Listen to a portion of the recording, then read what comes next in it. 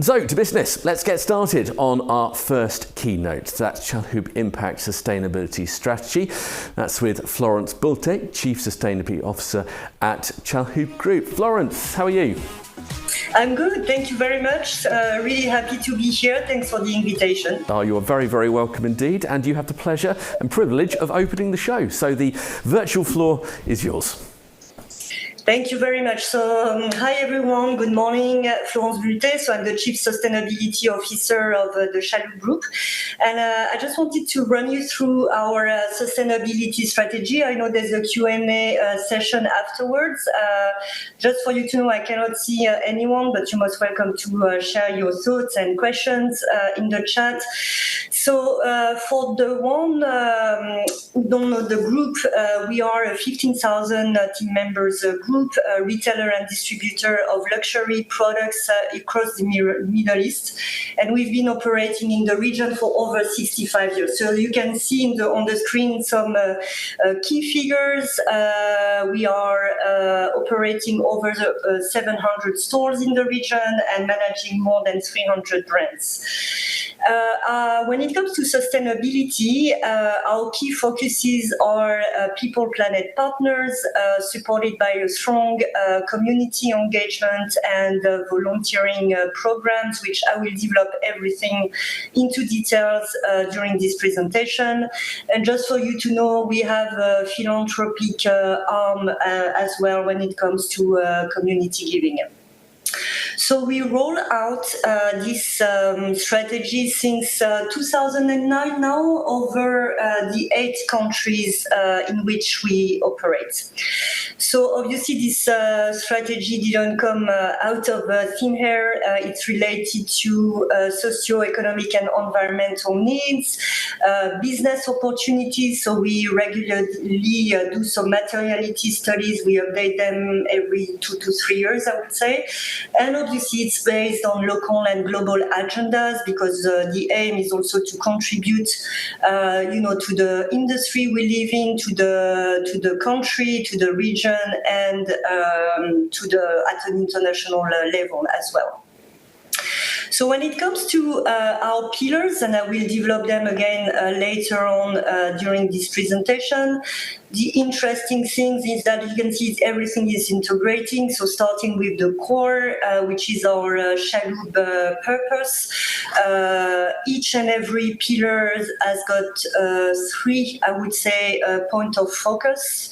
And all these point of focuses are linked to the 17 SDGs. And this is to make sure that we can indeed contribute on what we control, what we can measure, what we can, what we very transparently report every year, and again, to contribute to the 17 SDG as a whole. So just to lead you through a bit of our journey, so it started like a lot of companies in the private sector by community engagement and employee engagement strategy in 2009, where we started to engage our employee again, on the CSR related programs. The turning point, I guess, was in 2014 when we became a member of the United Nations Global Compact. And at that stage, we actually formed the sustainability division, the sustainability strategy. And we started to report on a yearly basis on our sustainability effort. So fast forwarding to 2024, we made great progress in the social field, in the environmental field, in the governance field, always aligning ourselves with global and local agendas. So this slide can be a bit overwhelming. I still wanted to show it to you. So when it comes to our sustainability home, it all starts, as you've seen, with our group purpose. So very important to remember that sustainability is part of the business, should be integrated in the business, so perfectly aligned with the same purpose as the business, with our group values. And we define this sustainability strategy as just want to extract the governance points. So starting from the sustainability strategy, we have 3 committees which actually are in charge of rolling out this sustainability strategy. So one is the diversity, equity and inclusion committee. The other one is the ethics and compliance, and the third one is the environmental task force.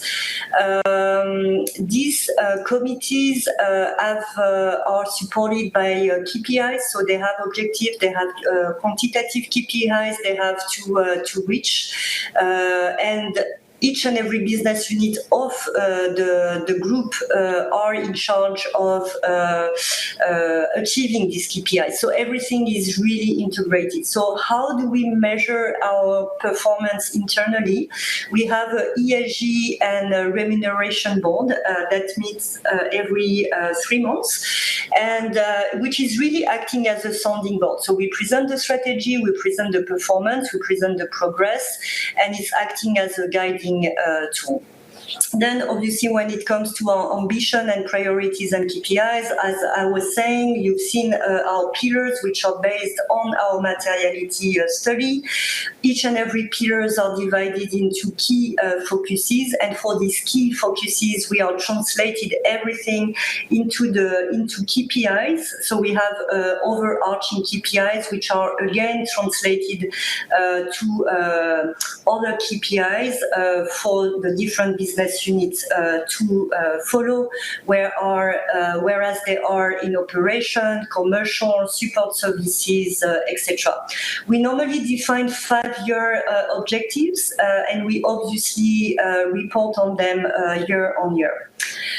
And the last point we'd say is about continuous improvements. So, of course, as you've seen, we are following global and regional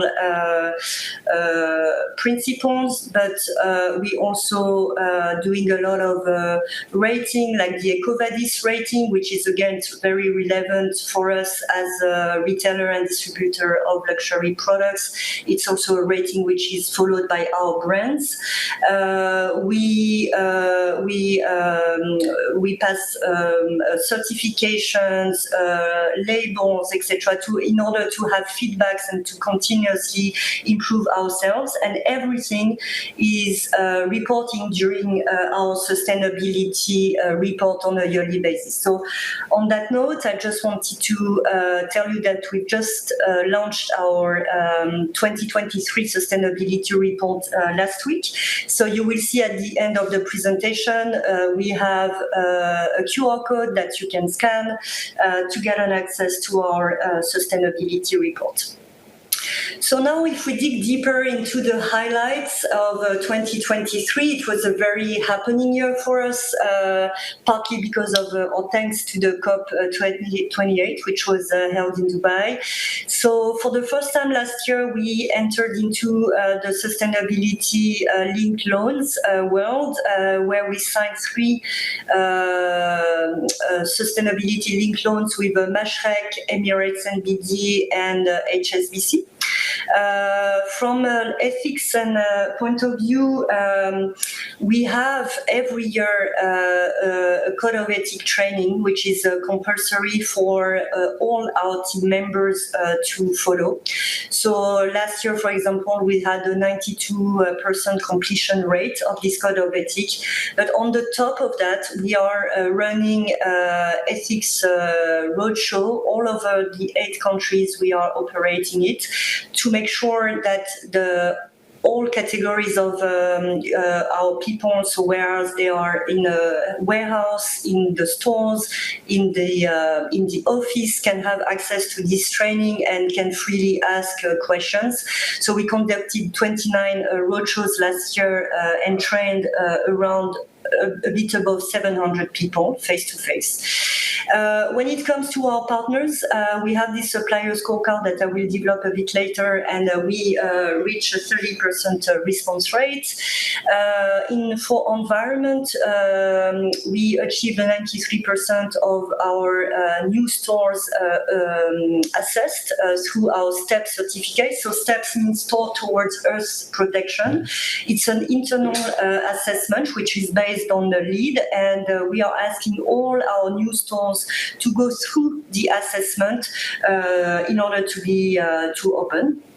And again, and last but not least, because this is a subject which is really dear to our heart, in terms of employee engagement and community living, we had over 250 initiatives last year. The number you've seen here is the number of people we have impacted over the last 10 years. So if we deep dive into the diversity, equity, and inclusion, I will let you read the slide, but I think the important point when it comes to Chalhoub on how we work on the DEI subject, we always work on it in a cross-functional way. So, for example, in 2023, DEI was one of our group priority. So we set an overarching committee and some sub-streams which were in charge of being the engine behind what we had to achieve. So, for example, creating the right environment for equal opportunities. So we make sure, you've seen in the numbers, we have more than 108 nationalities.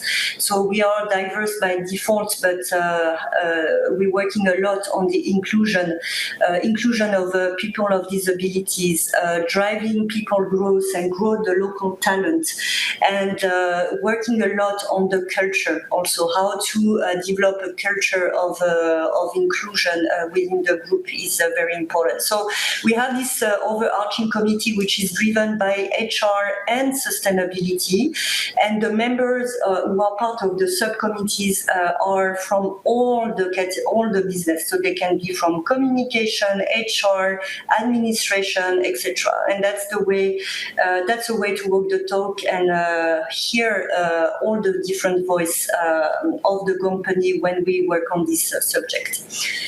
So when we come to our partners, as you've seen, I mean, we're dealing with more than 300 brands. We have different business models, from our own concept to our managed company and our managed brands, down to our joint ventures. So needless to say that our partners are very important with us, for us. So we have several programs specific for our partners, assuring the highest level of business integrity and transparency. One of them is the supplier scorecard, which we developed 5 years ago, which is based on the United Nations 10 principles of environment, human rights, labor rights, transparency, and anti-corruption. And this year we've achieved a 30% response rate of our partners, and we have an objective of assessing 35% this year. And obviously our partner code, which we developed and launched last year, actually, with all our partners. A few highlights on the COP28, where we signed Unity for Change agreement with between Chalhoub Group, LVMH, EMAR, Majidel Food Times, and Aldar. Together we came we agreed to work on 8 environmental KPIs and to join forces and to accelerate our effort when it comes to carbon reduction, electricity, use of natural resources reduction, better access to renewable energy, developing eco-store design, etc. So it's a domain where we think all these partners, brands, retailers, distributors, and more developers should work together to be faster. I'm sure some of you, most of you maybe have signed the UAE Alliance for Climate Action Pledge, and this was extremely relevant for us because this is part of our decarbonization strategy.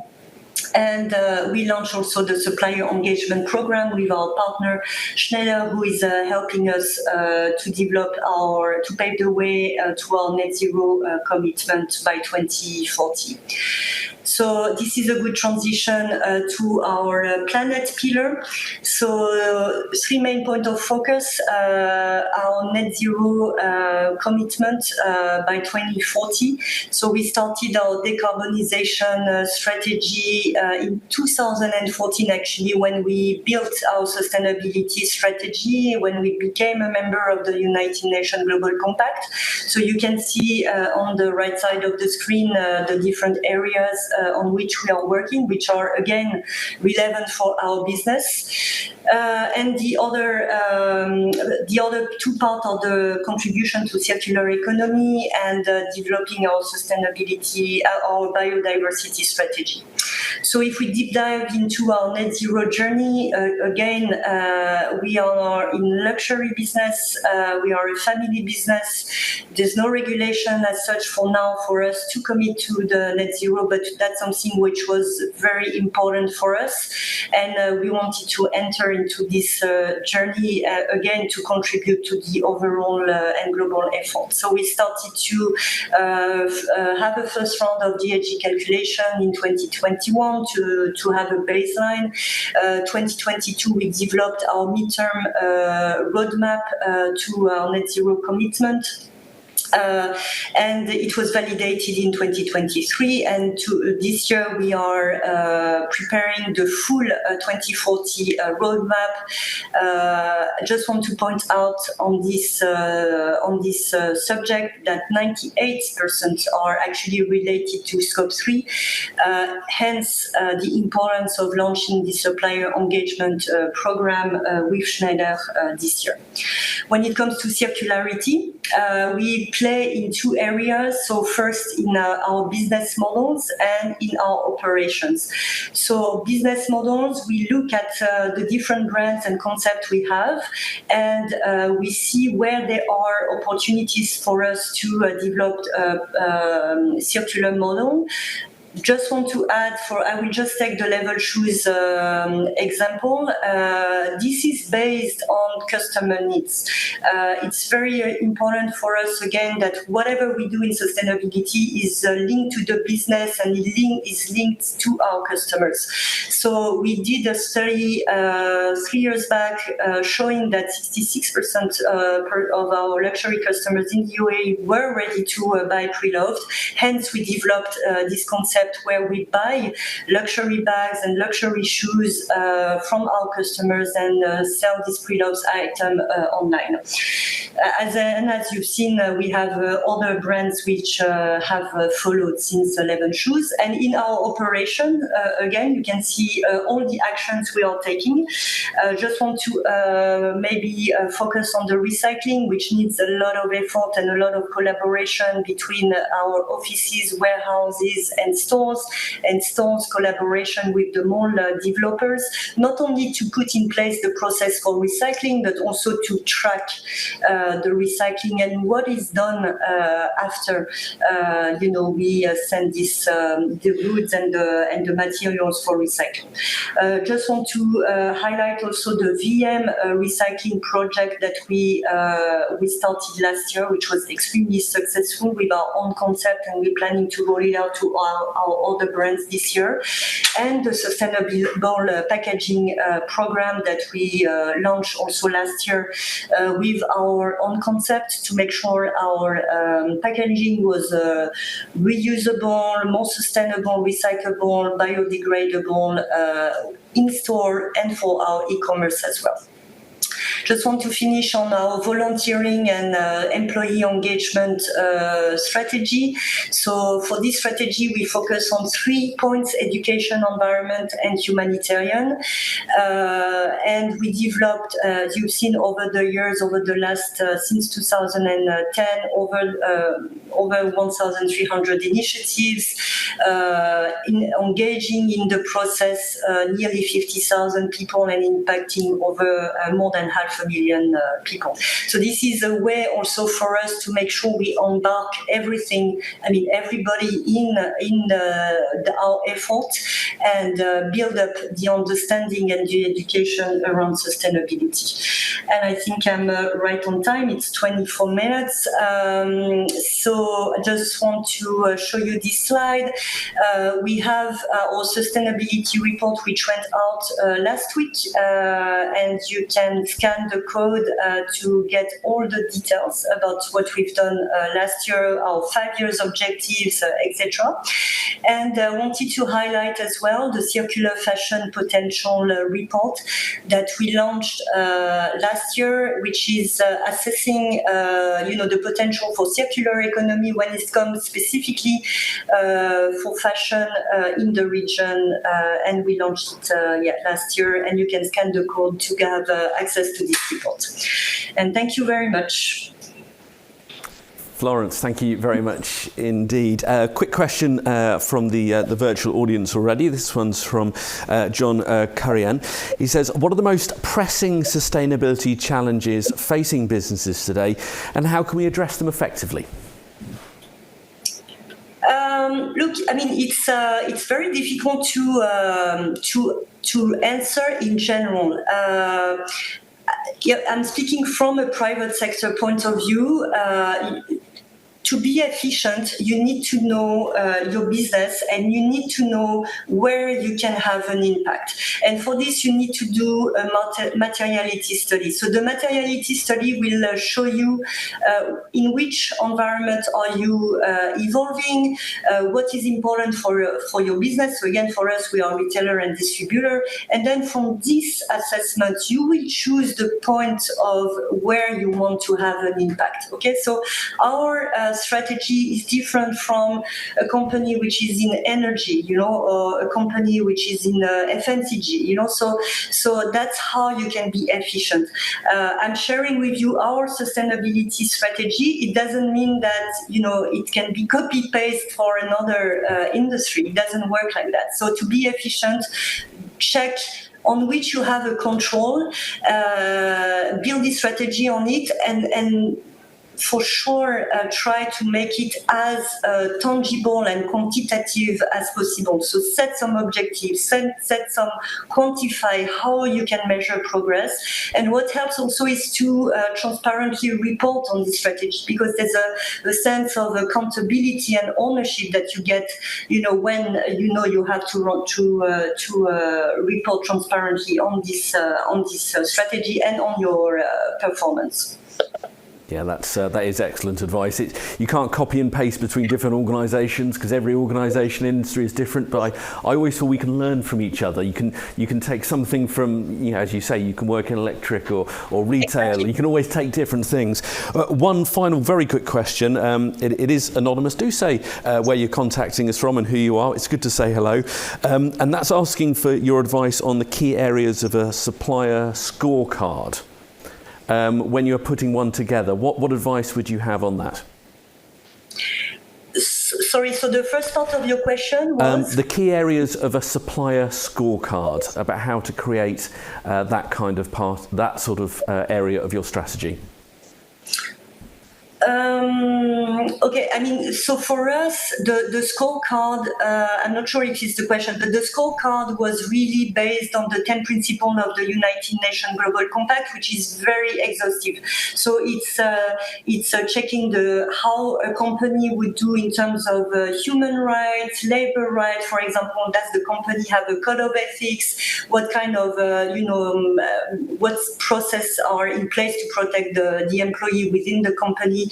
Then obviously the environmental part, like is the company conscious about the protection of the environment?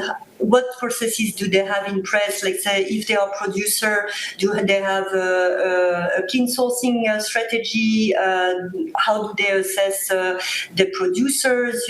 This type of things, depending on what industry you are speaking. And obviously anti-corruption and transparency. Do our partner report on this effort? Do they, for example, are they part of the EcoVadis this rating, for us, majority of our partners, majority of our brands are taking this EcoVadis rating. So it's very important for us to also take it so that we can see and showcase. Most important is also to position ourselves as being respectful of this principle, caring for the environment, and giving tangible data on how we are performing. And I would just insist on being tangible. It's all about figures and showing, demonstrating how you progress in the area of sustainability. Certainly. Florence, that is all the time in terms of questions we have. So merci, we really appreciate you joining us here today at Sustainability Live Dubai. Really appreciated your time. Most welcome. Thank you very much. Thank you.